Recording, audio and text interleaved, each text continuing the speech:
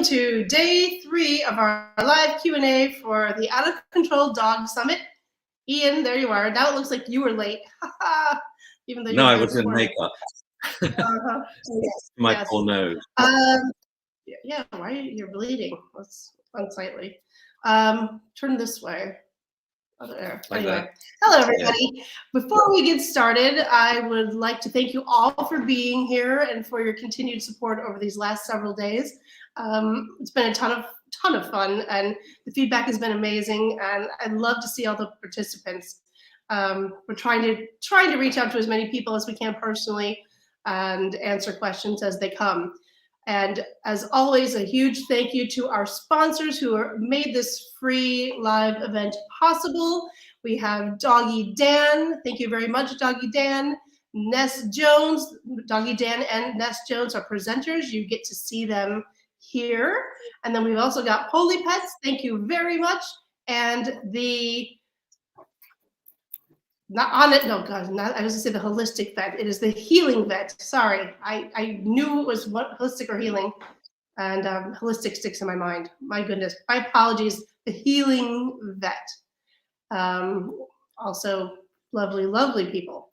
So we're gonna jump right in, and we're gonna try to be clear and succinct as well, so we can get to all the questions without rushing through. Let's see what we've got today. Okay, Fran, I have an 8-year-old terrier mix that has started climbing on furniture and chewing on carpets. She stops as soon as we walk in the room, so seems to know it isn't permitted. Any suggestions?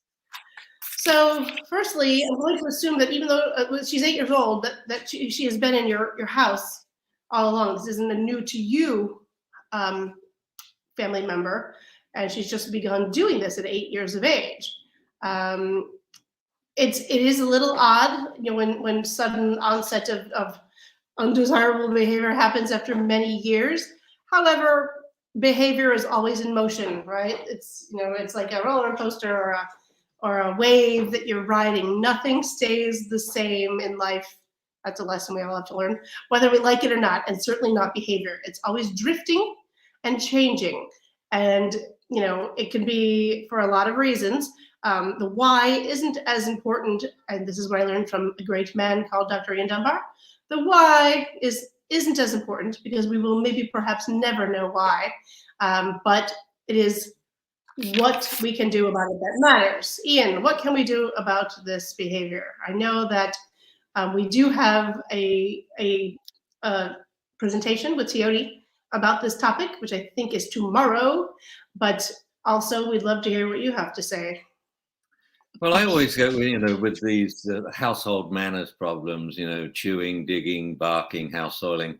I just go back to step 1. I find a tendency with a lot of people is to say something like, but he knows it's wrong, or he's house trained, or he's never done it before, or, I just say, well, let's just retrain him. And especially with house soiling, I don't care if the dog has, rampant giardia. I'm going to restart the house training program, especially if they have rampant giardia. So here we have, now we're on the furniture. It's not so bad as long as you're not destroying it.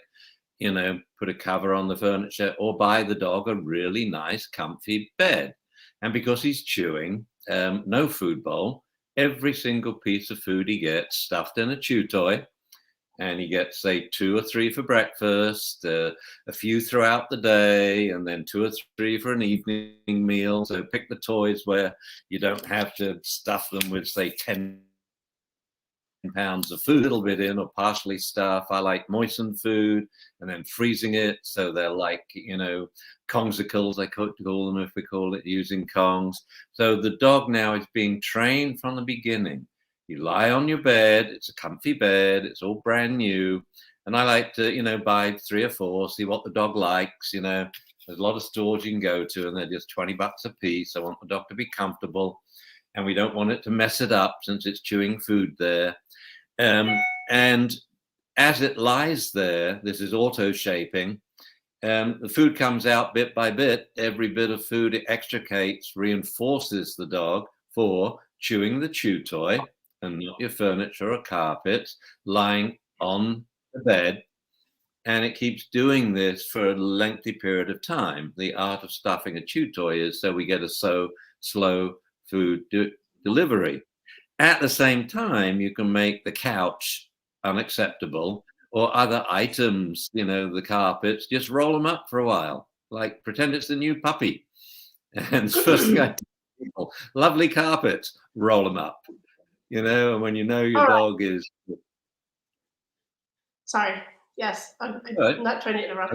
I saw the But I do want to add a few things. This is an 8-year-old dog, and if your dog has been in the household for all of these years, and that is, even though it's a terrier, so terriers are usually smaller. It could be a large terrier, though. This is the beginning of the senior years, and so you might want to check for anxiety or other issues. That this is when some kind of dementia might be coming in, or senior type anxiety. Also, if during the pandemic you never left, or your terrier was with you for the last 2 or 3 years, and now you're often out doing things again, could be stress, could be anxiety, could be boredom.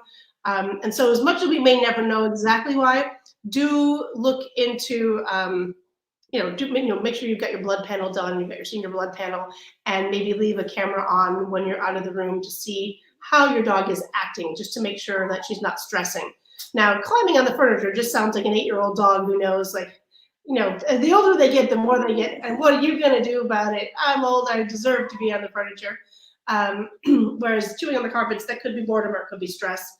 So, Ian's right. You do need to provide lots of appropriate things to chew, and maybe prevent, if you have a nice carpet, pick it up for a while. But I would explore the idea that at 8, you could be having a little bit of an anxiety problem. And of course, we've got Ness Jones on board here at the summit, as well as Ian and myself. And so you can watch her presentation and also get in touch with her to help identify whether you think you're dealing with anxiety versus boredom. We do address that in the talk. I don't want to, it's a fine line, because you don't want to downplay, large true anxiety issues, but also the term is overused, and it's hard to know, in a few moments on the internet whether or not. Yeah, I would say, and if it is separation anxiety, you've got 2 things to train. You see, regardless of etiology, you've still got to chew toy train the dog. But I could just list off 20 alternative etiologies. And I would say that for all of them. The most likely ones, I would say, maybe he wasn't chew toy trained as a puppy, and now he's just thinking, I love chewing these carpets and the bed. It's a new thing. Or he was chew toy trained as a puppy, and now he's got geriatric amnesia, and he can't remember that training. So he's starting to sort of extemporaneous, And it can be just spontaneous as well. They find a little nibble, a little loose pot on the carpet or something, and they realize that carpet chewing is fun as a pastime, and they never knew that was possible. So lots of someone did a things treat scattering inside and then trot it all into the carpet pile, and the dog says, "This carpet's really yummy." So you unintentionally trained your dog to eat carpets. Jody and Ness both would be lovely presentations for you to check in as well. But there's lots you can do to explore other options. Okay, next question, please. Maggie B, my 15-month-old rescue dog, Jack Russell Terrier Staffy Cross, growls and barks at me in a play bout for attention. We live in a retirement village where people are quick to complain about noise. Help. Okay, well, your dog is demand barking, growling for attention. I would say you can. Well, they need attention, but you can still teach shush on cue, and then reward that shush on cue. And we have loads of information on that in the Dunbar Academy, and I think in this bundle as well, because rambunctious dogs bark and such. Ian, you're an expert at the shush and speak training. I would say have the dog do something, teach shush on cue, and then also teach the dog to ask in a more polite way for your attention. So before you play games or before you give snacks, ask for something silent and productive, like nose touch to palm, or touch, touch, touch, touch, or spin, or sit up and beg, and do these rituals before you start training and playing or giving attention in any kind of exciting way, so that your dog learns to ask, maybe by sitting and waving or something like that. What do you think, Ian? Well, I think play bow is wonderful in a retirement village to sort of give everyone a little dose of, the happy hormones and feel better about today. But how about a quiet play bow, or a quiet sit up and beg, or a quiet high five and wave? It would amuse people. So all we need to do is to teach shush. And I think two of the presenters today both mentioned Doggy Dan. Oh, by the way, what it is, his company name mentioned, it's the online dog trainer. That, remember, the sponsor? Well, yeah. So Doggy Dan was talking about establishing a connection and communication. And then Andrea made the point, the dogs do not understand our language. And that's what training is. I mean, training has got such a bad rap that people say, I don't want to train my dog, I don't want to control his behavior. No, how about you want to give your dog guidance, how to make everyone around them happier by teaching them how to act.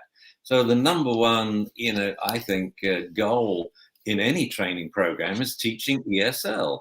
So because, Doggy Dan is talking about, you've got to understand the dog's behavior and what the dog's saying to you and the communication. For a lot of people, that's very difficult. But what's easy for everyone is just to teach the dogs our language, ESL, the meanings of the words we use, like shush. And then it's a non-problem that the dog wants to get their attention and to play and be happy if it does it quietly. Very good. Good question. And we inadvertently often do teach our dogs to inadvertently teach the behavior that we didn't mean to when we're teaching something else. So, dog is doing wonderful, play solicitations, but if attention has been given for barking in the past because it's cute, a little back talk and of course they're going to do that, especially if they're just a chatty Cathy in the first place. All right, next question. If we do change our attitudes about training, that it is about engaging with the dog and communicating and teaching it the words we use, this is something we do together, then if the dog barks, you just stop, say, I'm not going to teach any more tricks. And then he's quiet. Good, let's continue. And so, the whole thing about punishment, when you're training right, it is absolutely unnecessary for the most part to get a dog up to, say, 90% response reliability. It's all done with, training is the fun game, and that's what will stop if you don't engage. Okay, thank you. Next question. Emma, if a dog has a past history of aggression, can that dog ever be 100% comfortable again? Or is it more realistic to think they may be closer to 80-90% comfortable, comfy, friendly, neutral, etc.? Well, I would say nobody's behavior is ever 100% in anything. So that's an unattainable goal. And when you're saying there's a history of aggression, well, there's so much that we don't know there. Is the dog angry, upset, frightened? Can you change behavior? Absolutely. That's what we do. That's what we all do. Can you change behavior from one end of the spectrum to the other end of the spectrum? Generally not. We're all put somewhere on this behavior continuum when we're born, and then you get this stretchy window in between. It can go a little more one way or a little more the other way with some training, but you're generally not going to take somebody from one end all the way to the other. And you also do have to worry about when the spontaneous return of first learned behavior or instinctual behavior when under duress or stress, which we know happens as well. So the answer I would say is no, not 100%. Next question, please. I'm just going to go with that one, Ian. Tricky Chai. Yeah, nice to see you again. My neighbor's ESA English, I don't know what an ESA is. Lunges and barks. Is that a lifestyle guardian dog or an English Shepherd? My neighbor's ESA. Oh no, emotional support animal. Sorry. I think, lunges and barks excessively at my service dog and other dogs. How can we both have our dogs at a residential event in the apartment community when her dog is disruptive? Well, can't do much about her Yeah, but dog. let's sign up for this. Yeah, tell her to sign up. Um, I want to do something on hand targeting. Emotional support animal. Um, that's, we can only change our own behavior. We can only work on our own dogs. So if there's a community room event at your apartment building, the best thing that you can do to help the other dog, your neighbor's dog, be under control is to make sure that your dog, and I'm not blaming your dog for anything other than existing, but the best thing you can do is to make sure that your dog isn't making eye contact and is facing you and is calmly lying down, and that you maybe use your body as a barrier so they're not close. I mean, imagine you're not putting them next to each other anyway. But if her dog is disruptive, I mean, maybe, I don't know what your relationship is with this person, but you could bring chews, 2 different chews, 1 for each dog, and say, oh, we're having a meeting, or get in touch in advance and say, I've got, a stuffed toy. I'm gonna, that's all full of delicious things, or no hide, raw hide, those nice raw hides that are made of rice flour that are soft and aren't dangerous. You may find out that her dog has dietary issues, but maybe not. The idea that you brought a toy or an activity for both dogs to do, and then placing your dog on the other side of the room with their project, looking away from the other dog, is probably the best you can do. Is lead by example, offer, not advice. People do not like advice unless it's solicited. But yes, Lisa, that's where the questions go. I think that's the best thing you can do. Do you have any other ideas, Ian? Well, I would give advice, but I wouldn't ask them. I would just show them, and I would just do it in the way that one of our old puppy trainers, Gwen Bonenkamp, used to do. And she'd just start training their dog, like, come here, sit down, sit, stand down, and you're going to woof, good woof, shush, food on the nose, so it sniffs, so it stops barking immediately, or give it something to hold, like you said. These are the 2 quickest ways to reduce barking. And I would just carry on regardless. Like, most people, when you're walking your dog, like you're walking your assistant's dog, or you're walking your working dog, obedience dog, or pet dog, the number of people that come up and stick their noses in and start petting it or licking its face, like is happening now. Yeah. And I think, well, this is a time when it comes to barking, I'm just going to quietly smile, sing, get in there, but to teach it shush on cue. As you know, well, you have to be delicate with neighbors. I don't know what your relationship is. I don't know. I would not suggest to go up and just start training someone else's dog. I would lead by example and then ask them, maybe be friendly. I have had Colleen, our Open Paw collaborator and co-creator. She had a neighbor who had a dog that was always left in the backyard. And she started, she asked if she could, I think she made them some stuffed chew toys and brought them over and just said, oh, I've got some extras made up. Would you like one?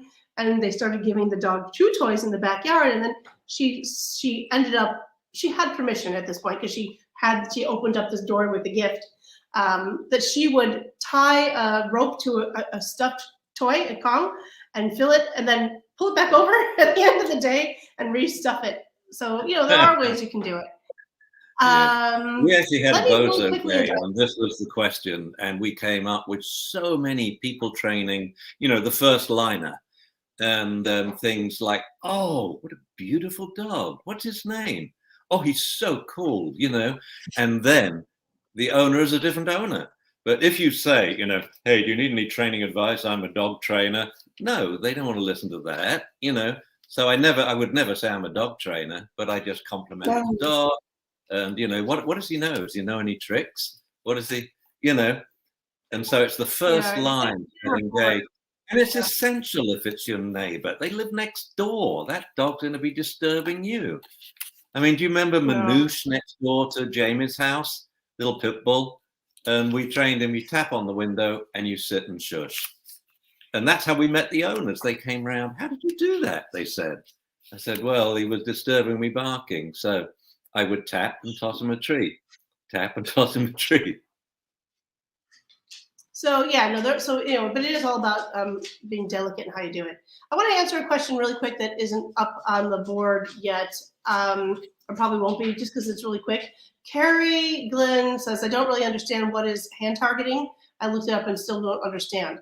So hand targeting is when your dog's nose touches your palm. Targeting nose to hand, nose targeting to hand, I don't know, hand targeting. So, and it can be a quick touch or it can be a sustained touch. And it's great if your dog knows to put their nose on your hand. You kind of always have a target or a lure with you. You can use this for just turning their body around. Touch becomes a game. You go touch, touch, touch, touch, so up, down, low, around, and it keeps them engaged. And dogs like that game. Generally, it's kind of playful, and you don't need anything other than your hands. You can also do touch instead of recall. When you want to kind of an informal recall, if they're at a distance, you teach them to run over and touch up your hand. You can use it at your side when they're walking, loose leash walking. Just touch my hand.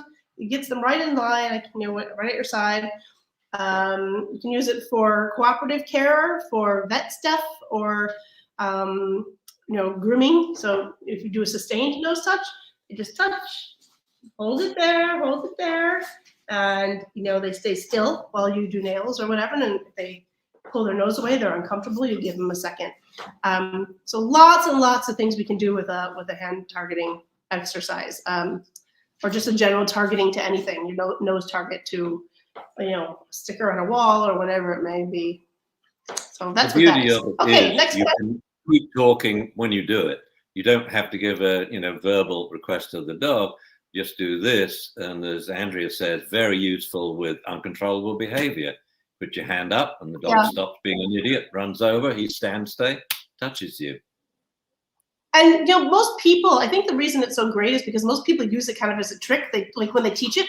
So like a lot of the things that you do games in, like when people say come, they mean it. They like I want to come, or they want to come and sit, or they want this or that. When you do hand targeting, you start it as a game. Most people are very light about it, and the dog is super compliant because it seems more voluntary. Maybe it is more voluntary, but it doesn't have the pressure or kind of sternness that sometimes we accidentally or intentionally put into obedience or behavior cues. Okay, Emma, what are your thoughts on doggy daycare? Group play, not just one-on-one daycare. I have thoughts. Ian, do you have thoughts? Yeah, well, it depends on the daycare. Some are a disaster, some are wonderful. What do I like in a daycare? Certainly integrated training the entire time, so that every 30 seconds they ask all the dogs to sit, or they ask the dogs to go to the beds and settle down, then up and playing again. So that is really a great service to people, because every time they interrupt play by asking for a simple sit or a down, they then say go play, which reinforces. So you get very reliable high reliability within the play session, because it's reinforced by the play. Otherwise, the play becomes the biggest distraction to obedience, and it amps the dogs up. And so I don't like play when it's just allowed to go on and on and on, and the owners aren't a part of it. I mean, I like engaging with my dog in play and giving a running commentary and keep calling them off and so on. Yeah, I mean, yes, it definitely depends on the daycare, but you're specifically talking about group play here, and I would add that it also absolutely depends on the dog. Doggy daycare is not for everybody. You've got to read the room, literally the doggy daycare room, but also your dog. It's great for adolescent Labradors. It's great for certain exuberant personalities. Other dogs will sit in a corner all day and either just not participate or lie in a bed or go in a crate. You have to, I would ask the question, why do you want your dog to go to doggy daycare? Because you really can get them overly attracted, overly magnetized to dogs if they're in this willy-nilly setting all day, as Ian said. So a good daycare has small integrated groups that, throughout the day take breaks, either training breaks or resting breaks or all of the above. maybe if you work long hours, it's necessary. Most dogs do not need, or I think, benefit physiologically or behaviorally from a 5-day-a-week daycare program. Maybe 1 or 2 days a week. Otherwise, they're coming home exhausted, but they're coming home like drained, not just like, ooh, we had a good play. I think it's a lot to ask for them to be free all day. You'd want to know who's managing the groups and such. So it varies greatly, I would say. Well, I think that And it is exhaustion thing, Hmm? when people do it because they think the dog must have exercise, what's actually happening is if the play session is not interrupted with training, it becomes a drug. And it's not giving them sufficient exercise because it's building endurance. They had a dog that would only go crazy for half an hour, but after 5 days a week in training, playing all day long with that intervention, they now say, hey, we need 8 hours of play a day. So the weekends for the owners are getting more difficult because they haven't got their play drug. So okay, so we do have more information here though, Ian. Janet says, oh wait, this is a different person. Emma's asking about Emma L, because there's more than one Emma. I'm reading the comments. Is asking about doggy daycare and play, but we also have dog at daycare because dog has panic attacks when left on her own, and has to be in a place that doesn't leave alone in kennels. Well, there's a good reason then. If a dog needs companionship, I would still look for one, depending on your dog's personality, that has size-related groups or personality-related groups. We have a great daycare in the area that does it by not only size to a degree, but more like by personality. There's the lazy group, there's the silly group, there's the little shorty group, and so, if they need it, they need it. But, okay. Anything else on that? Shall we move to the next one? Yep, I'd say there are many other options. Like before I came up with the idea of puppy daycare, doggy daycare, I said, there must be some elderly person on your street that would love to have a dog but doesn't, and doesn't have much to eat. Why just tell them my house is your house in the day and have anything from the fridge? And because a lot of these dogs, they don't want a lot of people or a lot of dogs. They just want one person to talk to and snuggle up with. So I would go those options, the neighbor option. Let's make our world more neighborly. It's funny. One of my friends, Lauren, I don't think you're out there, but if you are, it was obviously you, sent me an article where this woman in LA was in a rush and was dropping her dog off at doggy daycare, but had never been there before. She's like, well, oh, his usual one is an English bulldog, I think. His usual daycare can't take him. Can you just take him? And this business was like, because usually daycares are like in these kind of industrial parks, right? So the business was across the street from the doggy daycare, and it was a dog-friendly business in kind of an industrial-like setting, and they had dog bowls out front because of the people who worked there. And this one woman worked there who didn't have a dog. Everybody else did, and she was always feeling left out. And she was in the front office, and someone said, here, can you take him? I have to go. And she took him. And she thought maybe, somebody else knew the dog in the building. She said, did anyone know this dog? They said, no. Long story, kind of shorter. She thought she dropped the dog off at doggy daycare. And the dog stayed at this building all day with the other dogs and the people. And she gave him walks and attention and enjoyed the day. At the end of the day, the woman grabbed him and paid her and asked her how much. And she said, 30. And yeah. And then this went on for weeks before the woman finally found out that she was actually not dropping her dog off at doggy daycare. But at that point, they were both kind of all having fun and they got to still hang out. Anyway, back to questions. What is next? Jill, some of Doggy Dan's comments sounded like they were suggesting pack hierarchy alpha theory when he spoke of his work in a doggy daycare. I thought that had been debunked. Can Ian comment on this? Well, I thought he talked a lot more about relationship between owner and the dog, and engaging with the dog and watching the dog and observing it.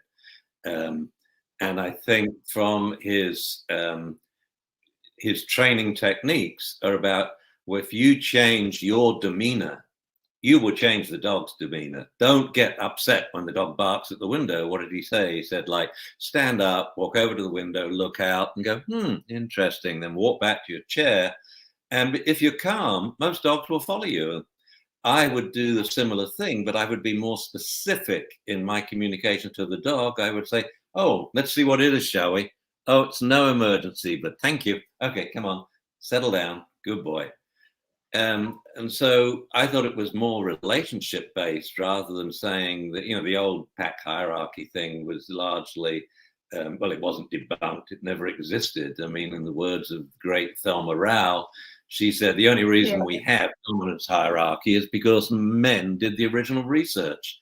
And of course, they were so important and powerful, they could only leave their university professorship for a couple of weeks at a time. So what did they see in Africa? The obvious, adolescent males. And on the basis of adolescent male behavior, they created this whole hypothesis of, social organization. I mean, it was never on from the start. And when the wonderful ladies to Africa and stayed there for a lifetime, they saw what was really going on. So it's not even worth talking about, I think. Yeah, I mean, I think you could see how it could be taken that way, but he did talk a lot about being calm and being in control, and I don't think there's anything wrong with showing your dog that you've got control of the situation and that you've got their back. That doesn't mean to say that you're dominant. And he may have said number one and number two, but I don't recall those exact words.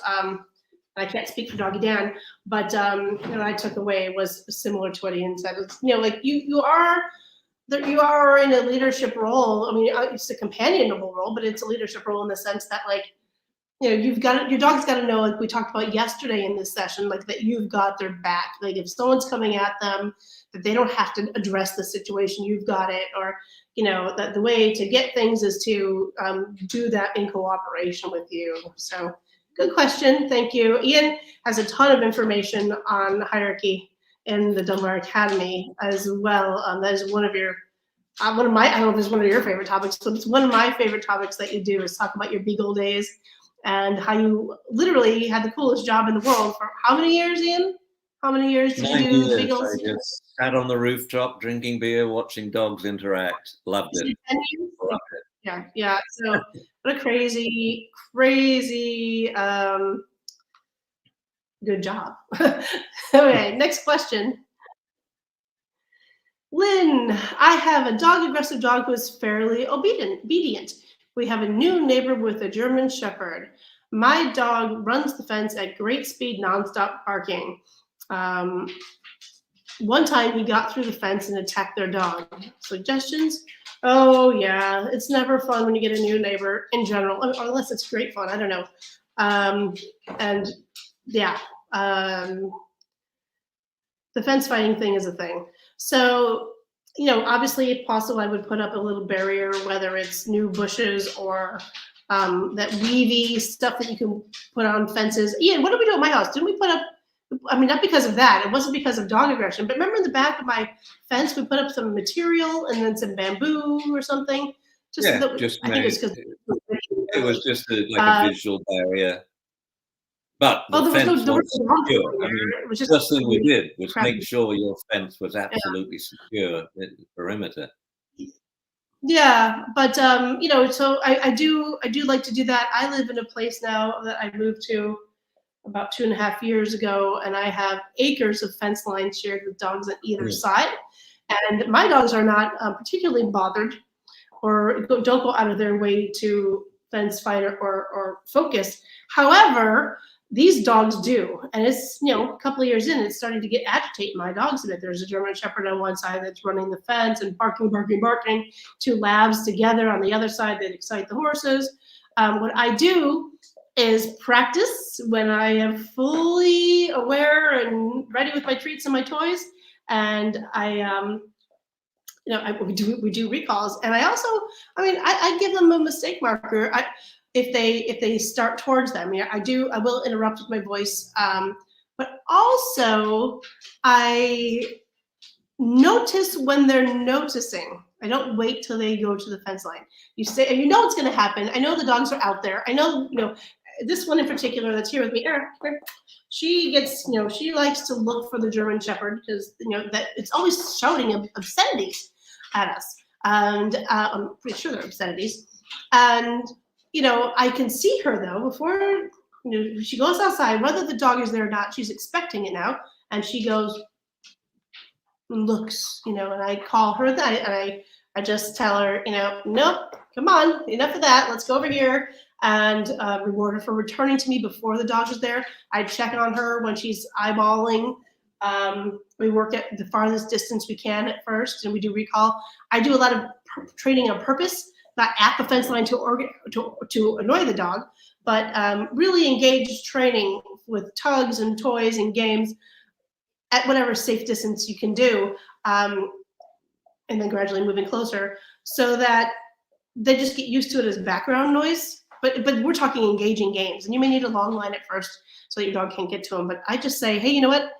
You're gonna have to learn to ignore that, and I'll reward you. And if you ever look at me when I call you, which you do, I'll feed you. And if you just ignore it and play your game, we're all good. The constant exposure with an alternate activity can be helpful, but I'm sure Ian has some ideas as well. Yeah, I mean, I think it's another example of, when your dog's playing, are you part of that play session, or are we just opening the door, letting the dog out in the backyard, in which case it will presumably create noise and fence fight. And so you are missing an enormous opportunity when a dog is off leash, and if another dog is there to play with, to not use that in training. I actually just wrote, PetSmart asked me to talk to their 2,000 odd trainers, and what they wanted was non-food ways to train your dog. And I said, oh, easy, we're going to start it with food, but we're going to phase out lures in the first session, then drastically thin out food. Otherwise, too much food just dilutes it as a reward, but we're going to replace it with all these different life rewards. And the two easiest to work with are, sniffing, walking, and play with other dogs. And every time you stop play, and if you don't have verbal control yet, just take the dog's collar, then say sit. Oh, good boy, go play. You are reinforcing sit with playing with other dogs instead of a click and a treat or a piece of kibble, as I use. It's a powerful reward play. Let's use it before it destroys all our training.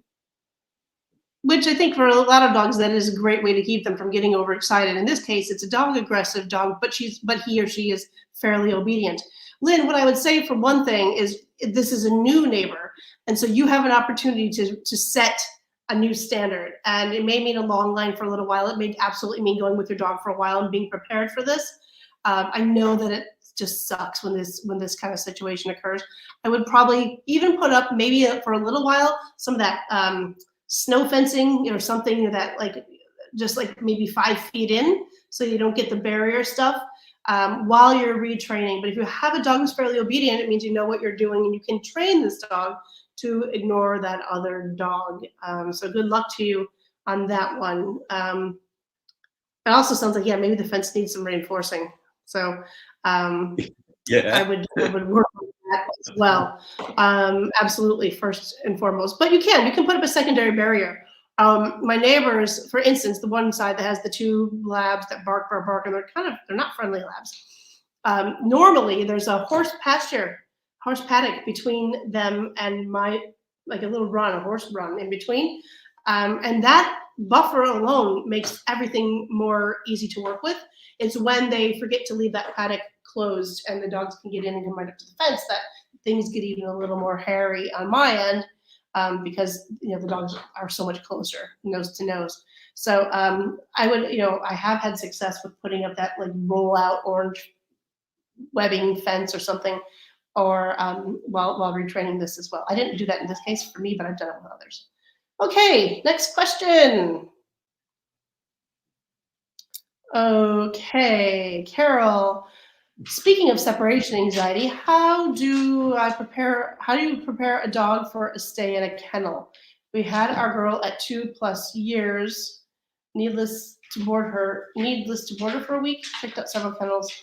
I think you need. How do you prepare your dog to be kenneled?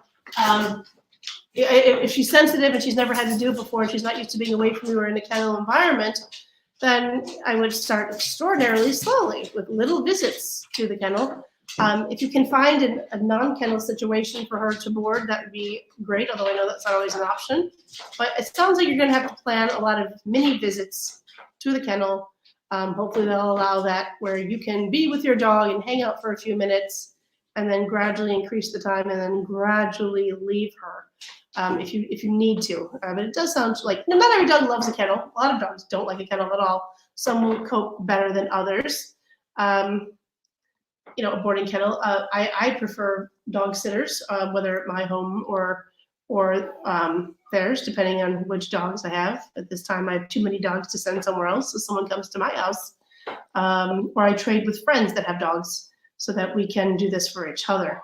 But if you do need to get your dog prepared for a kennel, which I do suggest that most people with puppies do teach their puppies how to be away from them, not only in other people's homes or in your home without you, but also it doesn't hurt when they're very young to let them have some kind of brief kenneling experience here and there, even if it's for a few hours a day, so that that's part of their repertoire. What do you think, Ian? Yeah, I mean, prior proper preparation. I mean, one of the first things to teach a puppy is how to cope when you're not there, whether it's during the daytime or should you go on holiday up to hospital.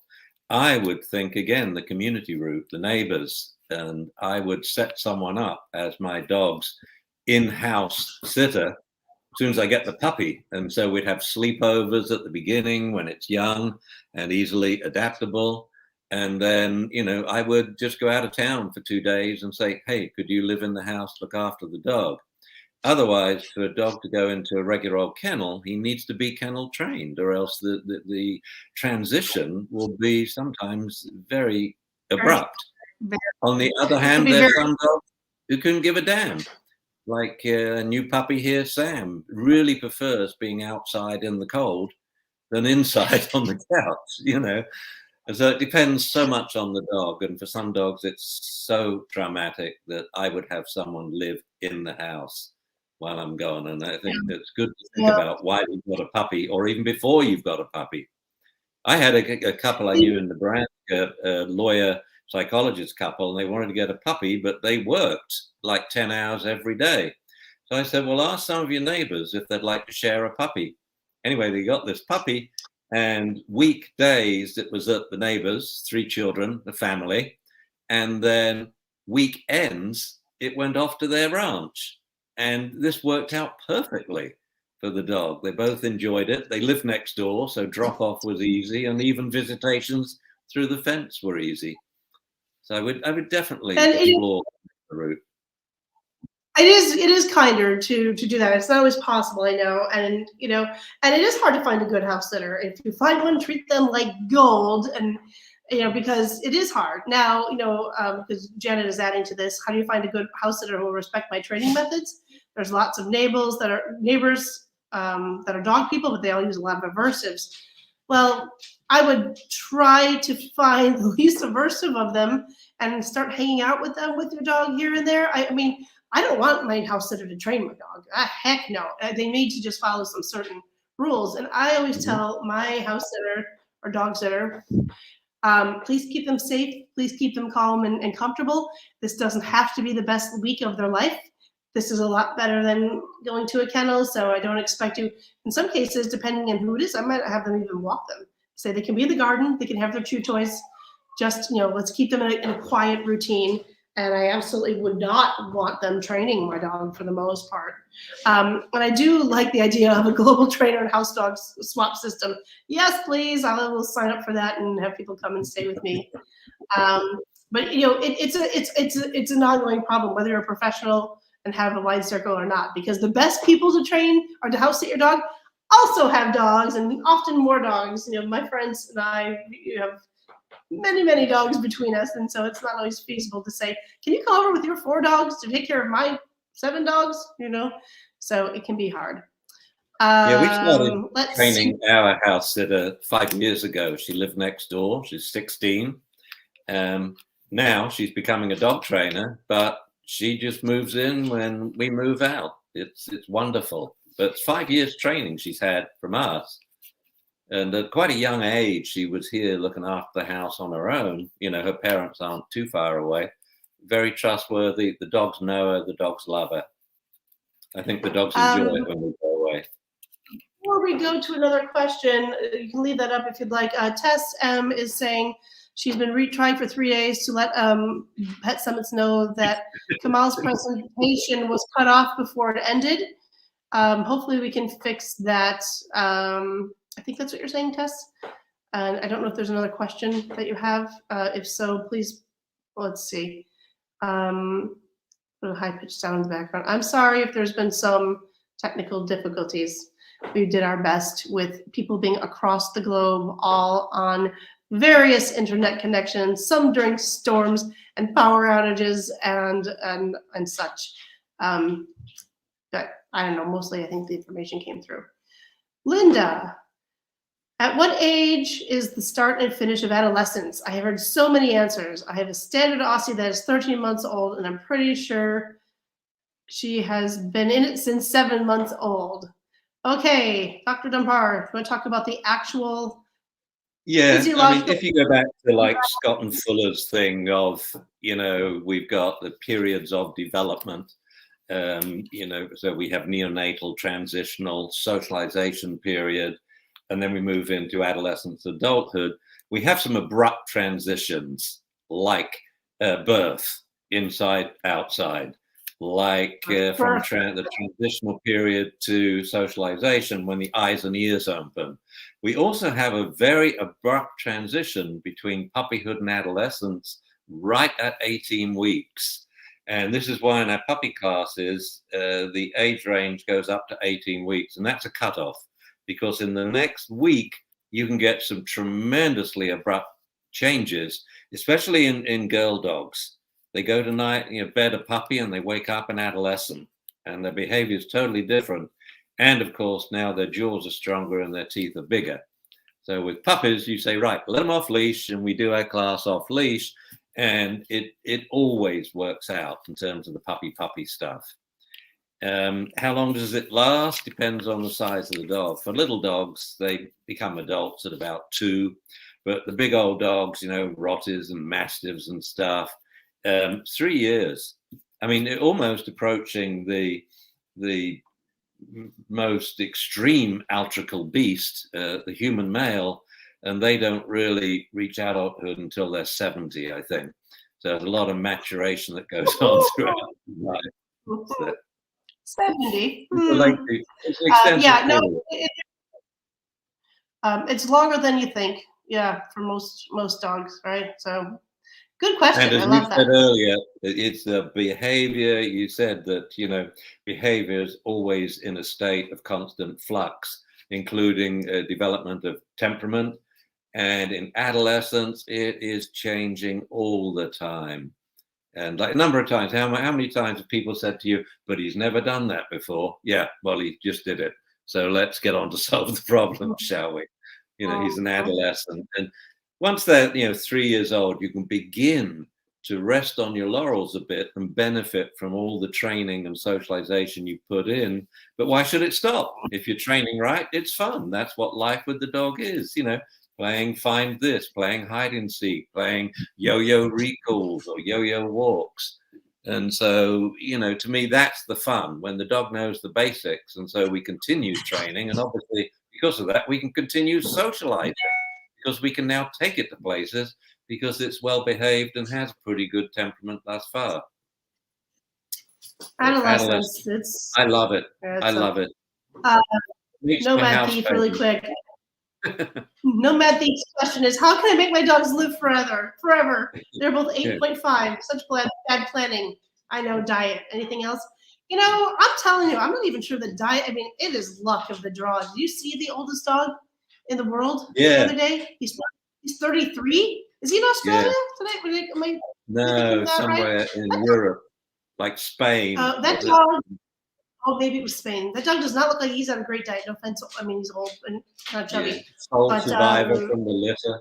What, they tried to cull the whole litter. One little puppy was hiding there. And then he breaks the world record. That's because he ate all of his, ex-litter mate's food. He got all the milk, man. Yeah. Good survivor for sure. All right. If we find the answer to that, I will let you know. They do not live long enough, that's for sure. But they are so good. Next question, please. We have 10 more minutes. We can do a few more. Crispin, any suggestions on how to help our highly sensitive dog cope with environmental triggers related to weather? Oh, that's a hard one. The weather-related stuff, you know? Ian, do you want to take that? I mean, there are things you can do to help for sure, and that is just it, cope. Yeah, if you live in Kansas, you would be smart to start your thunderstorm training with the puppy. If we miss that, then we do it with an adult dog. And I actually had a long meeting with Nick Dodman about this. It was actually in a bar, and we were talking about thunder phobia and things like that. And he had tested out all the components. Was it electrostatic energy? Was it the noise? Was it the flashes?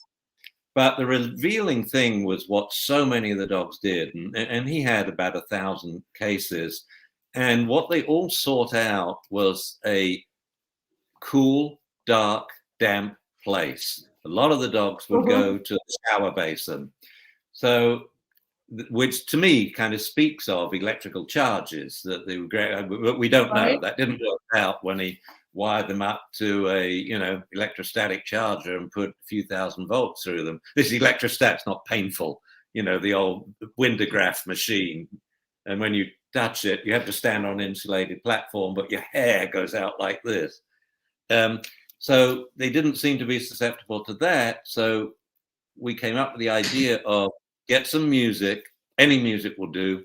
This will be calming music. Why? Because you turn it on and off. Any music will do. Can't be heavy metal. It Not can be any heavy music metal. will do. That's calming. Whatever. All right, then let's do a bit of Tchaikovsky. But you turn it on and off. When it's on, you feed the dog, pet the dog. You turn it off, you ignore the dog. And you do this in the shower basin where you put a couple of towels so they're damp. You close the windows there and you get the dog used to going there. That's its cool relaxation zone. And when you know a thunderstorm's coming, you go down there and read a book with the dog there so we can give feedback as well. But it's got all the environmental things now that dogs seem to seek out when they're stressed from, when they have thunder phobia. Do not, as who was it? Doggy Dan said, do not show your own anxiety or stress. The dogs will take this energy and magnify it 1,000-fold and throw it back to you. You're doing them no favors. You have to keep totally calm. And what I do with these dogs, I recite nonsense poetry, and I do it in a very lilting voice, like the owl and the pussycat went to sea in a beautiful pea green kennel. And I change the words as I do it, and it gets the dog to look at me. It calms them down. And I think also Ness brought this up with the whole notion of the difference between were we dealing with emotions or behavior. Well, in my view, there is, if you change the emotion, most of the behavior problems disappear. But also, if you change the behavior and you slow the dog down until it's still and you stop it vocalizing, you will change its emotion. This is the back and forth, the whole James Lang theory of emotion. Like if you all pretend now, and we'll do a little test. Pretend you're sad, really sad. Go on, think sad. You now feel sad. What about happy? I want everyone to smile at the camera. Come on, everyone laugh. Go on, just smile. And as soon as you do it, what do you feel? You feel happy. So changing behavior changes emotions, just as changing emotions changes behavior. It's not a one-way street. It's a two-way street. And when it's as serious as stress as anxiety, we should hit it on every front.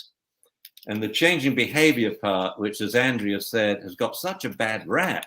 People are guilty teaching their dog to lie down on a bed. I mean, what do they think training is? That it's some draconian black art? No, this is engaging and living with your dog. And it really helps change the dog's feelings. Just having a half an hour settle down on the bed when you talk to it, read to it from the book, you learn about things on the telly, you're really helping the dog's emotions there. Don't get amped up. That's why we do the nonsense poetry. It's for the person. Or if you don't want to do that, sing or hum. Okay, Ian, I could Ian go on and has on, trouble for going out. example, so you know, Kelly. Ian goes to I'm trouble in lecture mode. I mean, respect no, for you. that's not. So I want to address Tessa's question. I think she said she tried for 3 days here. And how best to address all of these issues with a rescue who's had the behaviors embedded for years before you get them. She can't even walk without any pulling and start line behavior. This is Tess M. No stopping to pee or sniff, just off like a racehorse. So what it sounds like. It's harder when something's a habit already, for sure. You know, time and training is absolutely the answer. But we talked yesterday a little bit about how not to go for a walk, or maybe it was the day before. They're all blending together now. When your dog has an issue, whether it's a fear issue or an excitement issue, a chasing issue, or just isn't focused on you, which is what this sounds like, work. You know, I always used to say in the open pod trainings, or still would say today, there are many reasons for a walk. There is a potty walk. There is a enrichment walk, sniffing and raging. There's an exercise walk, and there's a training walk. And they can be blended into one. They don't all have to be, you know, individual, but it's good to have your agenda set up before you go out on any of these walks and decide whether you're going to blend them or not. And, you know, this is what open pod training was, you know, at level 4. How do you train these shelter dogs that are rambunctious, usually kind of muscle breed adolescents, or at least, you know, large dogs that have been, you know, abandoned because they were adolescent and large and had a lot of energy in most cases. How do you get them, especially being ramped up in a kennel environment all the time, to be calm on a walk? And the answer is very slowly at first. You know, the learning curve is like barely goes up, barely goes up, barely goes up, and then you usually hit a nice curve, you know, once they've got the foundations. But it is about going back to foundations. I would have this dog sniffing in the house for the enrichment.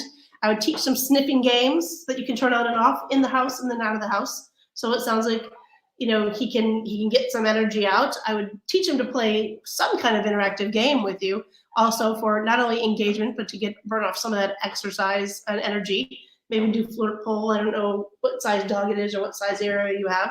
Because there is something to be said to wearing them out, taking the edge off with certain dogs before you take them out. I don't know, this sounds kind of like it might be a husky or some kind of Nordic breed that likes to pull and run, but it could be any kind of rambunctious, energetic dog. You know, but we go out in front, we do stay still, we go a few feet at a time. I used to tell people, you're going to look like you know, one of those ducks, automatic ducks in the shooting gallery. You know, you're going to go back and forth, you're not going to go very far, and you're going to practice in this 6-foot or 10-foot spot. And you're going to get focused, and then you're going to use some engagement and celebrate, and then you're going to get focused, and then you're going to walk 2 steps and get, you know, and then some engagement and release to play. But you're not going anywhere until you start to build this relationship and this routine. And then you're going to get some focus, and then you're going to say, okay, sniff and range for a few minutes, you know, and then call him back and get him in with the game, and then work on that again. Oh, don't start barking. So that's, you know, it takes a little while. Habits are hard to break, you know, so you do have to work on that. Oh, dog outside. Eric. I think So, also, I mean, sorry, I thought you were distracted, so I was going to carry on what you were saying. But what Kelly's saying is such important advice that you've got to separate training the dog from the walk. So most of your training can be done indoors and in your own yard. When you start to go outside, I would also change the training techniques. That I would give no requests, I would give no commands, I would do no hands-on, I would use no lures, because the dog's going to blow them all off. I would go to either shaping or shaping on steroids that we call weight and reward training, because most behaviors don't need to be shaped, like sit, look at me, lie down. They're either doing it or they're not. They're all or none. So I would weight and reward for the dog to sit, keep coming back to heel, finding heel, and things like this. And after a little bit of weight and reward training, the dog is engaging with you and paying attention, I would then switch to lure reward training again to Oh, get them trained. can I say two more things? Indoors Two more before things. outdoors, and in the home before the street. Also, this is a good time. You can leverage your work. Some people aren't a fan of this, but you can do hand feeding out and about in the world. Eric, leave it alone. I'm not saying don't. I'm not saying withhold food from your dog. I'm saying get their ration of kibble, season it up with a little freeze-dried liver powder or something delectable. Use it throughout the day, and then what you don't use, put in toys at night for a little while to help the motivation and the connection. Also, I often do a thing with dogs like this where I'll have two pieces of equipment so that there's a pulling piece, if I want to get from point A to point B quickly and I don't feel like training or can't train, or if I want to just let them get a little of their jollies out, I might use a harness for pulling time. We're not training. When you're wearing this harness, go for it. And I'm just ready with my right shoes, the proper shoes, and we let them pull. And then when we put the collar on, just a basic flat collar or whatever you want to use equipment-wise, it's like, okay, now we're going to walk politely, and this is training time. And whenever you're on your flat collar, we don't pull, we pay attention. When you're on your harness, maybe you can pull. It's just some things that sometimes helps people through the transition, with a dog that needs to get out for walks, or if you have a dog that has to go out for potty breaks and you don't have a yard or whatever it may be. It makes it very clear. We do that with dogs that do scent work and everything. This is your pulling harness. And with the protection dogs, and this is your leash and collar for walking. And so you can train it separately from your walks in that way with equipment, as well as all the tips that we have given you. But it's a challenge. It is something that you have to be diligent about for a long time, for a few months to get to work, which is why I do like to use a separate pulling piece of equipment for the times that you just can't be diligent or don't want to. All right, we are at our fourth. We said yesterday that you can't classically condition, which is the only way to resolve this, if you're moving through the environment. I find the most productive exercise, because we want to get the dogs out. I walk to the nearest park bench, I sit down, and I open the newspaper, and I'm not moving for 2 hours. And in the course of that time, whether it's Main Street or a cliffside walk, 50 to 200 people are going to go by. And I just pay attention to the dog when something in the environment changes. And I find that is a really good sort of troubleshooting way to get over this. But you can't classically condition the dog and take it for a walk. It's really, really difficult. Also, Tess, you're saying, he can't pay attention to you. He won't heel or focus his eyes on you at all, but he will sit. Okay, so the sit is good. Sitting in out in the world is a start, but you've got to work on your healing and focus in your house, in your kitchen, in your garden. And if you can't get it there, then that's where you start. And you have a dog that has a lot of these dogs, these things have just never occurred to them. They've never been asked to do them. I just helped somebody with the dog before that just never, had never sat. Could the dog sit physiologically? Yes. Have they ever done it? No one ever taught it. Sometimes for some dogs that's down. Nobody ever taught them that. Now they're 4. And they're like, what are you asking? They just like, there isn't a moment where it clicks. You have to get to that moment. And there's a lot of ways to do that. But I would work on fun healing exercises with just a foot or one step at a time, and spinning and exercise, playing and eye contact in the house, and then gradually adding distractions. All right, we are pretty much finished, but there's one that I would like to do, Ian. I think we were going to end on a fun note. I think it's fun. I don't know. We're going to end on a fun says, note? You mean the fun note is ascending? Yes. Some may think that. I don't know. Can Ian speak about how play can become a drug? She says, I believe so, but this is Carrie Glynn. It's towards the end here. Can play be a drug? Are you frozen again? No, I'm not. You get quiet. Yeah, I'm totally there. Well, I was listening to you because the question's not on my screen. Uninterrupted play becomes a drug in the sense that it's one of the most enjoyable things that dogs do, and it's self-reinforcing. So it's going to get crazier and crazier and crazier until there's some limit. which is usually another dog responding, hey, chill, cool down. And so I really like to interrupt play with I like training preludes before play. I like lots and lots and lots of interruptions and training interludes. And my favorite one is as short as a sit. Doon, sit, good boy, go play. But it's not just, I think that's the negative side of it. It'll become a drug and that will interrupt your training. I mean, what a waste. Here we are in the situation that is the most reinforcing situations for dogs, but we don't use play as a reward to teach the most basic of things like come, sit, watch, or settle down for 2 seconds, then 5, then 8, then 10, then 20, then 30, and so on. And so, yeah, I think a lot of people have that. They go to the dog park and you see them, they're being tugged as if they're a sled. They can barely get the dog off leash because he's jumping around and twisting the collar around their fingers. Then off the dog goes and does his thing for 35 minutes, often barking, out of control, sometimes over the top and what have you. And the owner's checking their iPhone or talking to someone else. Be a part of it. I love following my dog around, giving her fun, running commentary like, oh, does she smell good? Oh, sniff. Yeah, good one. Okay, move on. Good dog. Cool down. You have an old episode of your show too, where you're watching dogs' behavior. It's kind of fun. That was you're acting like you're a nature commentator. They wouldn't let me dress up for it. I wanted to be in a safari outfit with a pith helmet like David Attenborough. But I gave his internet. I said, and here comes a dog. Yes, I think it's a young male.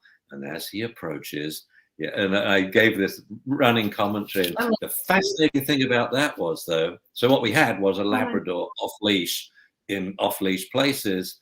Every single dog he met, he assumed a different personality. Amazing. That's cool stuff. Amazing. Can we do that? Pardon? Do we have that clip? Not here now, but can we pull that clip up and put it on Dunbar Academy or something? Yeah, well, it's in the Dunbar Redux, my old TV program. Oh, okay. We should put on a little clip though somewhere. It should. It's really cool. It is super fun and very.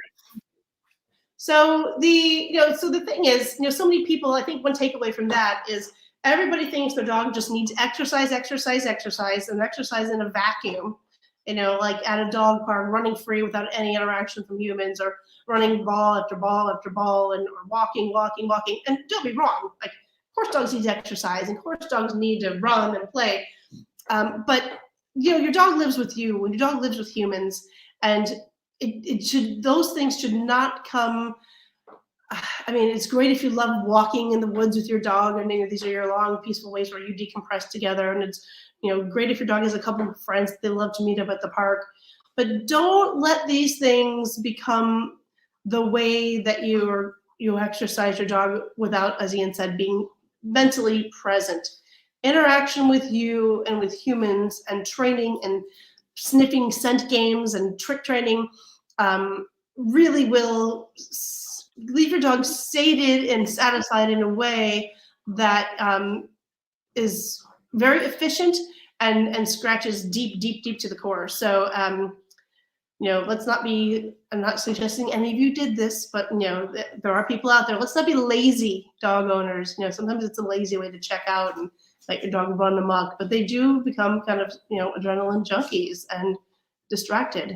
So all right, I think we are done for today. Thank you everybody for tuning in. One last thing, Kelly, please? Of course. Please? Yeah, I think there's 2 exercises that are so important to teach every young puppy, every newly adopted adult dog. And number 1, how to stand on your own 4 paws when you're left at home alone, particularly in scary circumstances. And we must prepare every dog for this.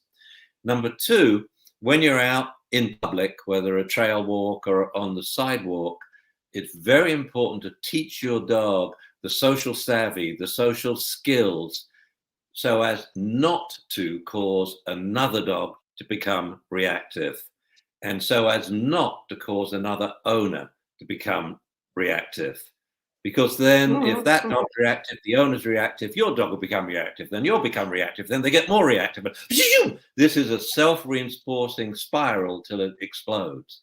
And so you need to teach your dog how to present to others. And I think it's their butt that's wagging. And Yep. I'm being serious. Nothing will stop an impending escalation and maybe an attack than the fact your dog is looking at you and is focused on the job that it's doing, the more important issues, and his butt is just casually wagging. This is one of the appeasement, friendly appeasement behaviors, rhythmic motion, and has great use in a lot of training, horsemanship, dog training, and so on. I think they're the two most important skills to teach to a dog for its own peace of mind and to prevent stress and anxiety ever developing. They need real complex social savvy to navigate a human environment. It's pretty weird, and most people are pretty weird too, including myself, I'm sure. I'm just Yeah. precluding your comment that I knew you were going to say. But yeah, but I laugh a lot and I move like this, and I don't go to dogs, I don't loom, and it makes them at ease. All right. Thank you, Ian, for that, and thank you I'm everybody frozen. for. Are you frozen? I'm frozen in silence so as not to interrupt you. Yeah. Oh, okay. Thank you, everybody, for attending our sessions. We have one more tomorrow, one more Q&A that is like, you're faking being frozen. Okay. We have another one of these tomorrow, if I can get through it. And not because of you. T.O.T. Matt, Melissa, and Ian tomorrow. And you don't have to listen to me tomorrow. Yeah. It's a video. I'm not telling you how to do it. I'm just showing you how we do it. You don't speak at all? On camera I do, but as I'm working with the dogs. Okay. And there are a few hilarious moments when it all goes wrong. It'll be fun. So yes, tomorrow, another day of presentations and interviews, and our final Q&A, same time, same place.